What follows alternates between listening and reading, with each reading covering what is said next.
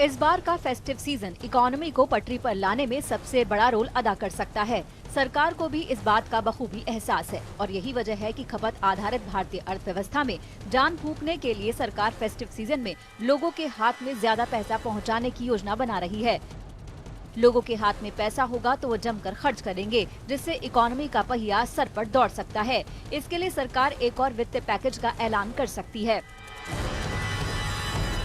उम्मीद जताई जा रही है कि एक पैकेज का ऐलान नवरात्र के आसपास हो सकता है। नवरात्र को देश का सबसे बड़ा खरीदारी सीजन माना जाता है। पैकेज का मकसद दिवाली तक अर्थव्यवस्था में रिकवरी लाना है। इस पैकेज के जरिए कमाई कम होने की मार झेल रहे नौकरी पेशा, प्रवासी मजदूरों और छोटे कारोबारियों के हाथ में पैसा दिया जाएगा, जिससे डिमांड बढ़ेगी।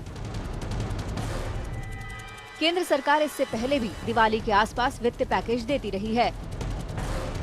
अक्टूबर 2017 में दिवाली से ठीक पहले सरकार ने 27 प्रोडक्ट्स पर जीएसटी में कटौती की थी। इनमें ज्यादातर कंज्यूमर प्रोडक्ट्स थे। इसके अलावा भी कई इंसेंटिव्स का ऐलान किया गया था। पिछले साल सितंबर में फेस्टिव सीजन से पहले वित्त मंत्री निर्मला सीतारमण ने कॉर्पोरेटिव टैक्स की दर में कटौती की थी। इससे कॉर्पोरेट्स को करीब 1.45 लाख करोड़ रुपए की बचत हुई थी। शेयर बाजार को भी भरोसा है कि सरकार कोरोना से बेहाल अर्थव्यवस्था का भरोसा मजबूत करने के लिए राहत की डोज जरूर लाएगी। फेस्टिव सीजन से पहले सरकार की तरफ से एक और प्रोत्साहन पैकेज की उम्मीद से शेयर बाजार में भी तेजी आ सकती है। जानकारों का कहना है कि कोरोना महामारी के फिर से बढ़ने की आशंका बनी हुई है। इसके अलावा जियोपॉलिटिकल तनाव के कारण बाजार में पिछले कुछ ट्रेडिंग सेशन से गिरावट जारी है।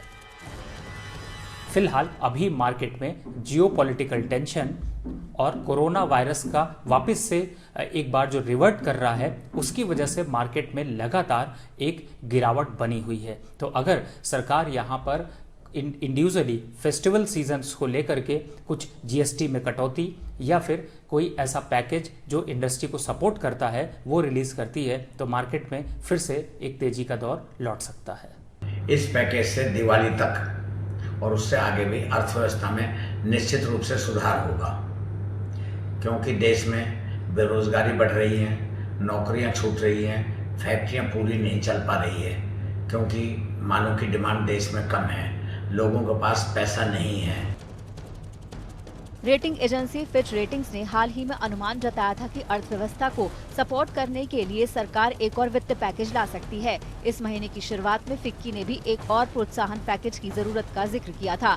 फिक्की ने कहा था कि पहली तिमाही में देश के जीडीपी में गिरावट साफ संकेत देती है कि अर्थव्यवस्था में डिमांड बढ़ने के लिए राहत पैकेज की जरूरत है। इससे पहले मई में 20 लाख करोड़ का राहत पैकेज दिया गया था। अब अगर एक और पैकेज आता है तो फिर इकोनॉमी में लोगों का भरोसा मजबूत होगा, जिससे वो खर्च करने से नहीं कतराएंगे।